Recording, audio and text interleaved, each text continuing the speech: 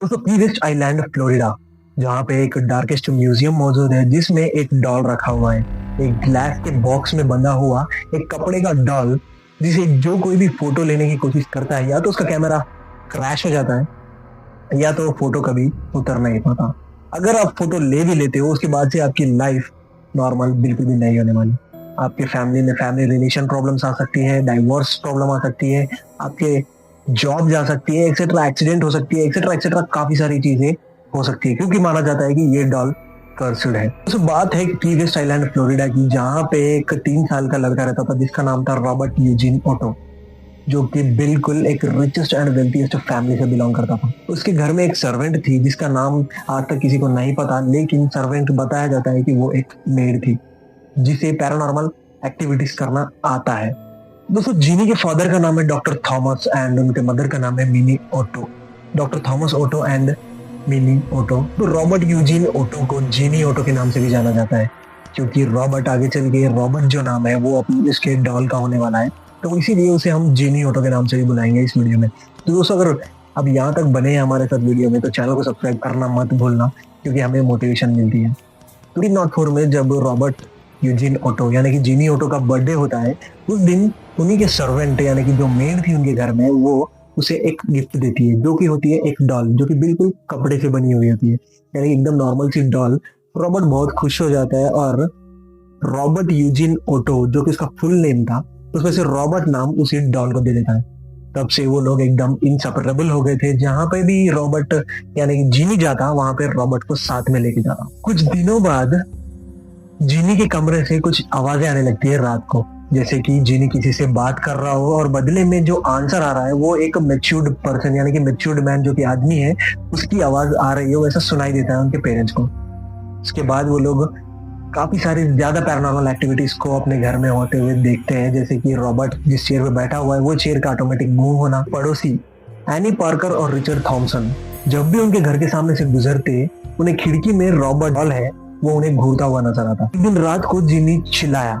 जैसे ही उनके माता पिता उसके कमरे में गए, वहां पे देखा उन लोगों ने कि बेड पर जो डॉल्स पड़ी हुई थी वो सभी फटी हुई है, और पूरा बेड भी पूरा ब्लेड से जैसे किसी ने काट दिया हो वैसे काट दिया है, और जीनी कमरे के कोने में बैठा हुआ है और वो डरा हुआ लग रहा था। रॉबर्ट उसी बेड के कोने में बैठा हुआ था।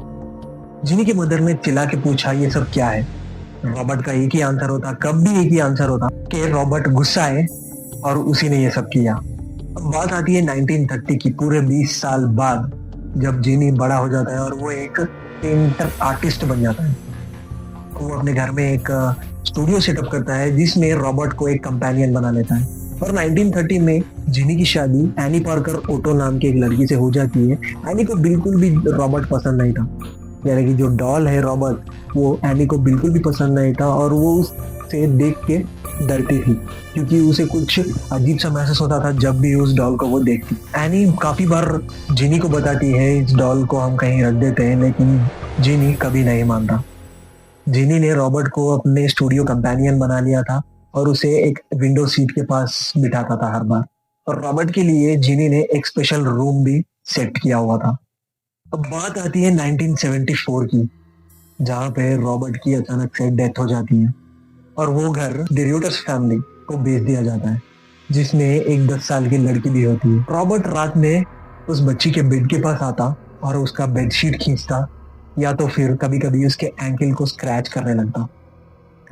उस लड़की ने अपने माता पिता को बताया कि ये डॉल मुझे मारना चाहती है, और इसके बाद से उस डॉल को उसके फादर ने एक ऐसे म्यूजियम में लेके जाके दे दिया जिसका नाम था मार्टेलो म्यूजियम, जो कि उसी आइलैंड पे मौजूद था। म्यूजियम के स्टाफ का कहना था कि रॉबर्ट की जो फेशियल एक्सप्रेशंस है वो हर बार चेंज होती दिखती। जो भी विजिटर म्यूजियम में विजिट करने आते हैं और रॉबर्ट के सामने और रॉबर्ट को फोटो लेने की कोशिश करते हैं, तो हर बार उनका कैमरा या तो फेल हो जाता या तो फिर कभी कभी क्रैश हो जाता। हर साल इस म्यूजियम को 1000 से भी ज्यादा लेटर्स मिलते हैं, जो कि अपोलोजाइज लेटर्स होते हैं, जिसमें लिखा होता है sorry Robert, my car crash, Robert my divorce happened after your photo, Robert I apologize for mocking you.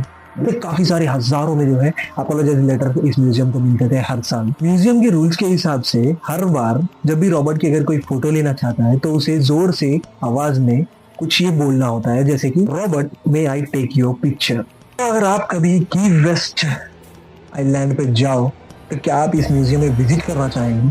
अगर आपने म्यूजियम विजिट भी कर लिया तो क्या आप सामने जाना पसंद करेंगे? जरूर मुझे कमेंट सेक्शन में बताना। अगर वीडियो पे नए हो ना तो लाइक शेयर कमेंट कर देना, और हाँ, चैनल को सब्सक्राइब करना मत भूलना। मिलता हूँ आपसे अगली वीडियो में, तब तक के लिए साइनिंग आउट।